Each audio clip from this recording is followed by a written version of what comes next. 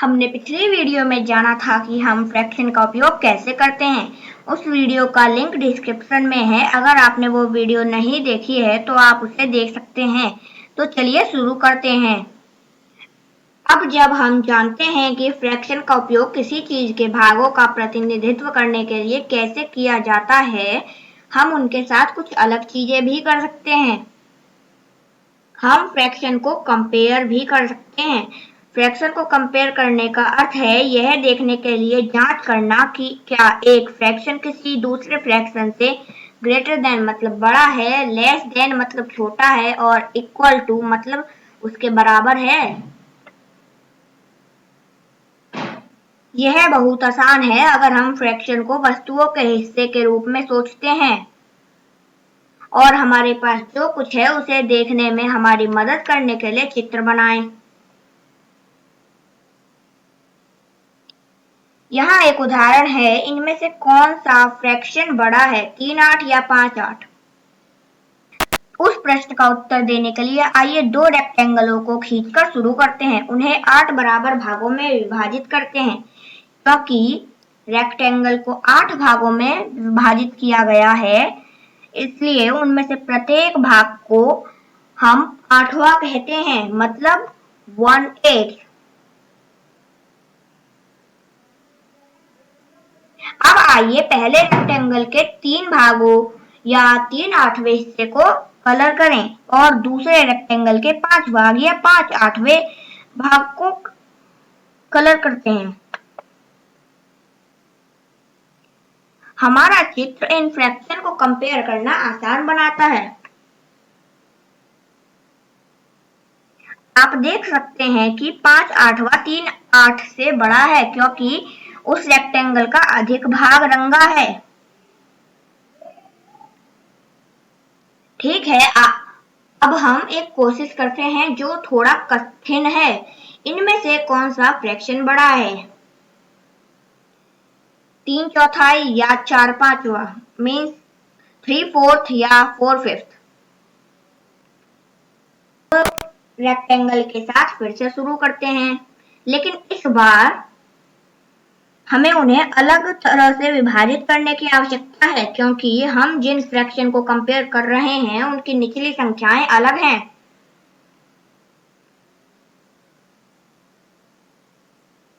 पहले रेक्टेंगल को 4 बराबर भागों में विभाजित किया जाएगा और उनमें से 3 भाग को 3/4 दिखाने के लिए रंगेंगे और दूसरे रेक्टेंगल को 5 बराबर भागों में विभाजित करेंगे और 4/5वां दिखाने के लिए 4 भाग को रंगेंगे। अब कंपेयर करने के लिए हमें केवल यह देखना है कि कौन से रेक्टेंगल का सबसे अधिक भाग रंगा है। तो आप देख सकते हैं 4/5वें का 3/4 से ज्यादा भाग रंगा है। यह इतना कठिन नहीं था। ठीक है, आइए एक और उदाहरण देखें। 1.5 और 2/4 को कंपेयर करते हैं। फिर से हम एक रेक्टेंगल बनाकर और उन्हें भागों में विभाजित कर शुरू करेंगे। पहले रेक्टेंगल के 2 भाग और दूसरे रेक्टेंगल के 4 भाग। इसके बाद हम अपनी ऊपर की संख्याओं के अनुसार रेक्टेंगल के हिस्से को रंग करते हैं। पहले रेक्टेंगल का 1 भाग और दूसरे रेक्टेंगल के 2 भाग। अब हमें केवल कंपेयर करना है। प्रत्येक रेक्टेंगल की समान मात्रा रंगी है, यानी ये दोनों फ्रैक्शन बराबर हैं।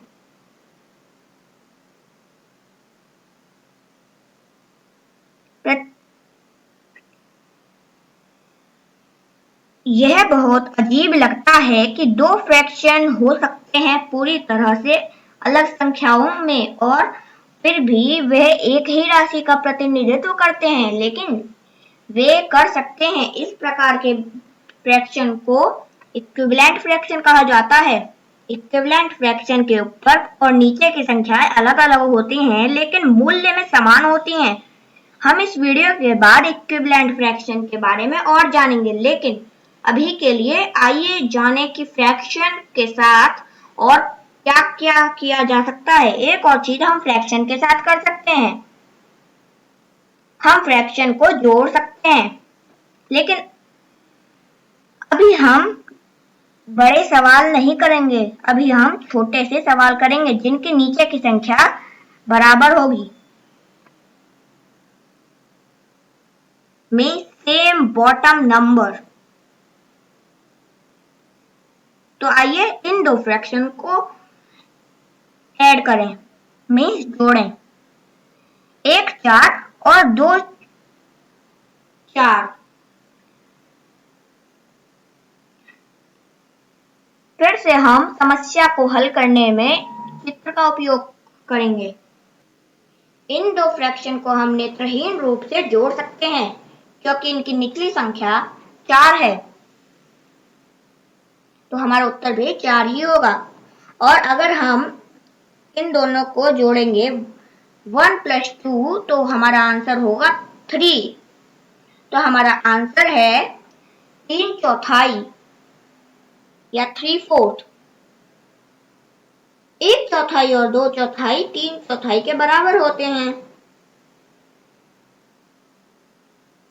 तो चलिए एक और कोशिश करें। आइए 3 8 और 5 8 को जोड़ें। आप अपनी इच्छा अनुसार किसी भी शेप का उपयोग कर सकते हैं, इसलिए मैं इस बार सर्कल का उपयोग करने जा रहा हूँ। यहाँ 8 में से 3 और यहाँ 8 में से 5 भाग रंगेंगे। अपनी पिछली समस्या की तरह इन फ्रैक्शन को मिलाकर जोड़ सकते हैं। तो आइए तीनों को और पांचों को एक साथ यहाँ रखें। तो हमारा उत्तर होगा 8 8 या एक पूरा सर्कल।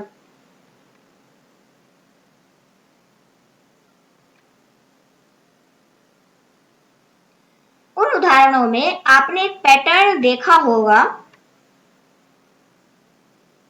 हमारे उत्तर की निचली संख्या हमेशा वही होती है जो हम जोड़ रहे हैं, फ्रैक्शन की निचली संख्याओं में होती है,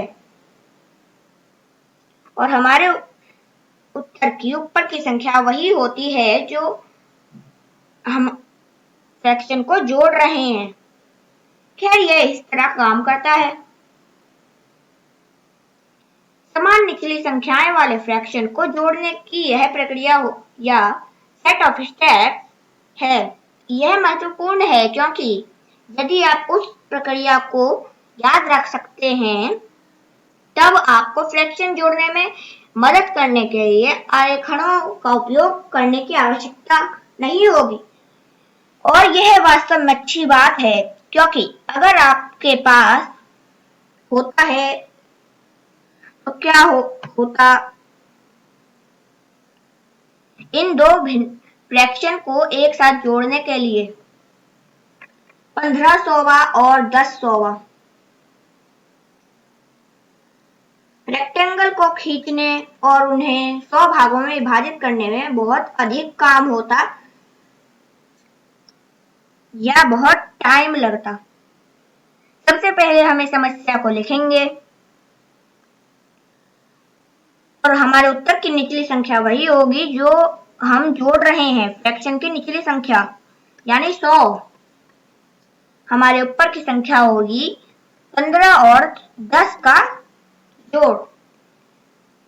15 और 10 25 के बराबर होते हैं, यानी हमारे इस क्वेश्चन का आंसर है 25 के नीचे 100। Thank you.